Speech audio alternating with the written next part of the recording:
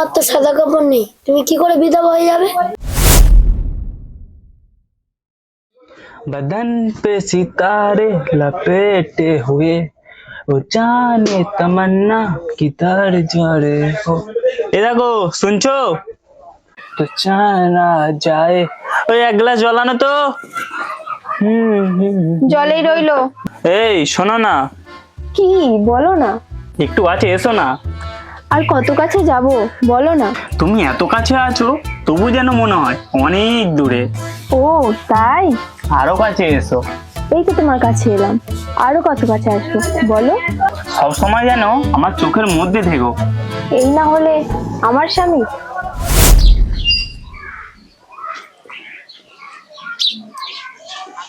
এই নে একটা পান খা।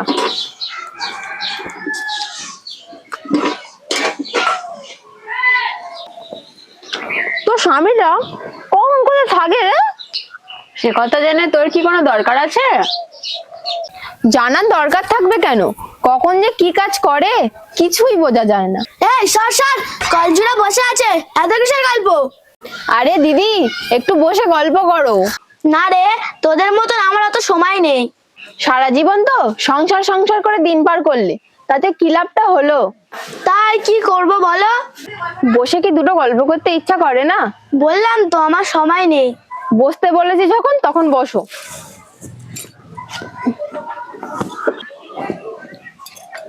এই নাও ধরো। খাবো না রে। দিচ্ছে যখন খেয়ে নে। কথায় বলে যাচা ভাত আর কাঁচা কাপড় ছাড়তে নেই কখনো। তবে দে, খেয়ে দেখি। কি কেমন লাগছে? ভালো। তুমি কি জানো আজকে আমরা কি নিয়ে আলোচনা করছি? কি? কার স্বামী কেমন? তুমি তো জানো আমার স্বামী কেমন। এই পূজা সবার স্বামীকে টেনে টেনে আনছে। এখানে টানাটানির কি আছে? আমাদের সবার জানা দরকার যে কার স্বামী কেমন। তোমার স্বামীটা কেমন? সব সময় ঘুংড়ে আছে। সবই আমাদের ভাগ্য। শুধু ভাগ্যের দোষ দিলে হবে না, মাঝে মাঝে কর্মেরও দোষ দিও। তোর স্বামীটা একটু ভালো বলে। আমার স্বামী বিউটিফুল, সব সময় মুখে হাসি আর মনেতে খুশি। জানি জানি, আর বলতে হবে না। আর হৃদয়ে শুধু আমি, শুধুই আমি, আর শুধু আমি। স্বামীটা একটু ভালো বলে গল্প চাটি করে নিলি। এটাই তো আমার ট্যালেন্ট। আসলে তোরা তোদের স্বামীকে ঠিক করে রাখতেই পারিস না, তাই তোদের স্বামী এরকম সবসময় উল্টো পাল্টা করে। কি আমরা আমাদের স্বামীকে ঠিক করে ধরে রাখতে পারি না? স্বামী যখন ঘরের ভিতর ঢুকবে, স্বামীর সামনে গিয়ে একগাল হেসে কই গো কেমন আছো আদিক্ষেতা, তখন স্বামীও একগাল হেসে বলবে এতক্ষণ ভালো ছিলাম না, তোমাকে দেখে আমি ভালো হয়ে গেলাম। তারপর তারপর তারপর আমার মুখের উপর মুখ রেখে সে কি কথা বলবে, আই লাভ ইউ। তারপর পৃথিবীর সব আলো নিভে যাবে, শুধু জ্বলবে আমাদের ঘরের আলো। হ্যালো, হ্যাঁ কোন জায়গায় দেখার কথা বললে? কার সাথে কথা বলছে? এভাবে কি আর পারা যায়? কি হয়েছে তোমার? সারাক্ষণ শুধু সমস্যা। তোমার সমস্যাটা কি? ও তুমি বুঝবে না। বুঝিয়ে না বললে কেমন করে বুঝবো? একটা অন্যায়ের বিরুদ্ধে আমি প্রতিবাদ করেছিলাম, আর সেই থেকে আমি সমস্যায় পড়েছি। তুমি ওই ঝামেলায় থাকতে গেলে কেন? তুমি তো জানো যারা অন্যায়ের বিরুদ্ধে প্রতিবাদ করে তারা কেমন সমস্যায় জড়িয়ে পড়ে। জানি। আমার জীবনে সেই ঘটনা ঘটেছে। এই দেখো কিছু হবে না তো? তুমি চিন্তা করো না, মরণ তো একদিন আসবে। ওরকম কথা বলো না, আমি যে বিধবা হয়ে যাব। বিধবা হলেও মনের মধ্যে এটাই জোর রাখবে তুমি একজন প্রতিবাদী স্ত্রী। ঠিক আছে, তবে তুমি ভগবানকে ডাকো যাতে তিনি তোমার সব কাজে সাহায্য করে। সেই টাকাই ডাকছি যাতে আমাকে পালিয়ে যেতে সাহায্য করে। পালিয়ে যাওয়া? না না, বিপদ হতে পালিয়ে যাওয়ার কথা বলছিলাম। ও, আমিও সেই প্রার্থনা করি তোমাকে পালিয়ে যাওয়ার। থ্যাংক ইউ, তোমাকে অনেকটা ধন্যবাদ। কেন? ওই যে তুমি আমাকে সাহায্য করলে। আমি তোমাকে সাহায্য করেছি?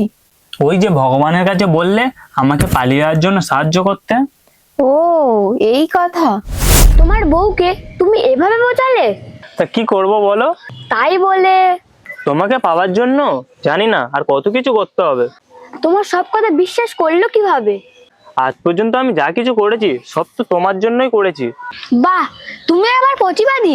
একথা লোকে শুনলে কি মনে করবে বলো?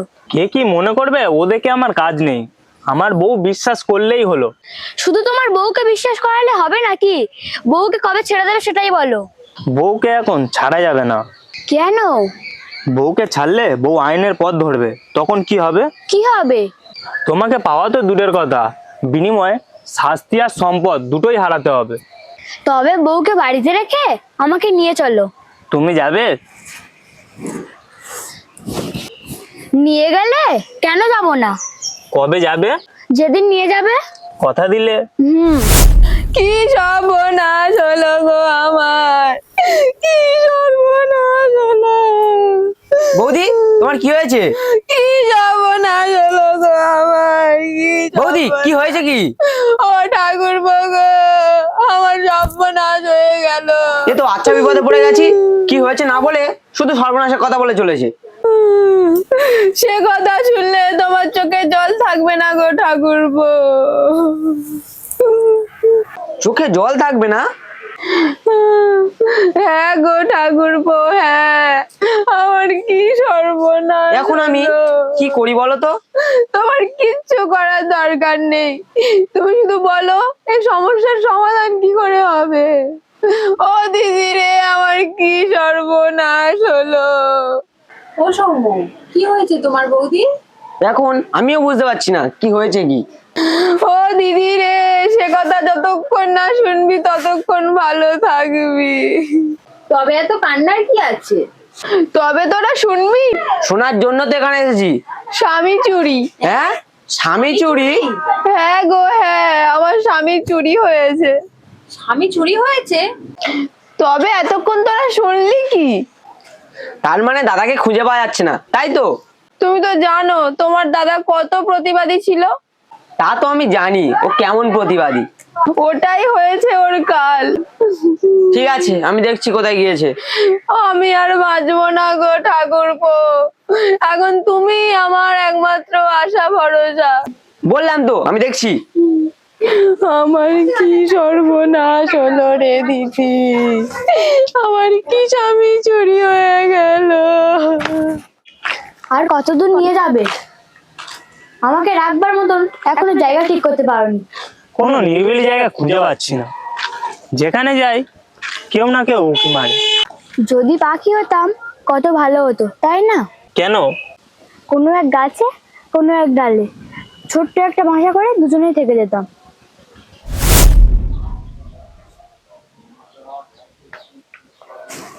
মা।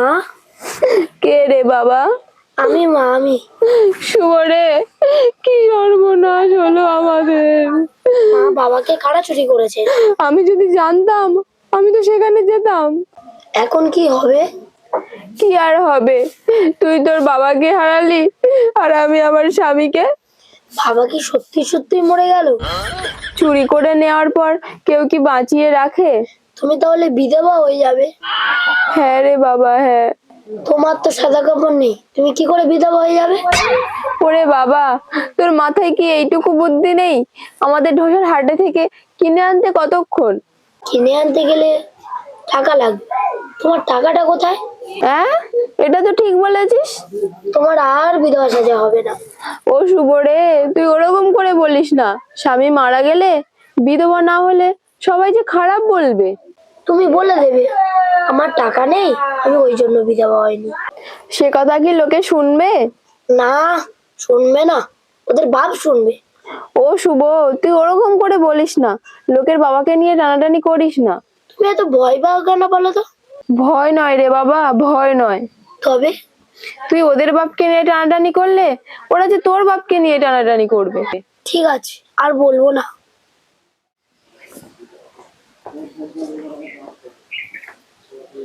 আয় দিদি, বস, আমার কাছে বস। বোন রে, যাওয়ার হয়ে গেছে, কি আর করবি বল। উফ দিদি রে, স্বামী হারা হলে যে এত কষ্ট হয় আগে জানতাম না। কি করে জানবে, আগে কখনো তো স্বামী এভাবে হারায়নি। উফ, আমার কি হলো রে। মাথাটা একটু ঠান্ডা কর বোন। তোর স্বামী তো ঠিক আছে, তুই জ্বালাটা বুঝবি কি করে? আমি বুঝতে পারছি রে বোন, আমি সব বুঝতে পারছি। তোর বেশি বোঝার দরকার নেই রে দিদি। কেন রে বোন? আমার মতন স্বামী হারা হয়ে গেলে আমার মতন কষ্ট পাবি যে। আমার ওলা উঠে চলে গেলেও আমার কোনো দুঃখ হবে না। ওরকম কথা বলিস না রে দিদি। ছাই ফেলতে গেলে ভাঙা কুলো নিয়ে সংসার করতে হয়। তবে আর কিছু বলবো না। হ্যাঁ, যা হোক করে হোক মানিয়ে নিয়ে চলবি। তাই হবে। আমার কি সর্বনাশ হলো রে দিদি, কি সর্বনাশ হলো।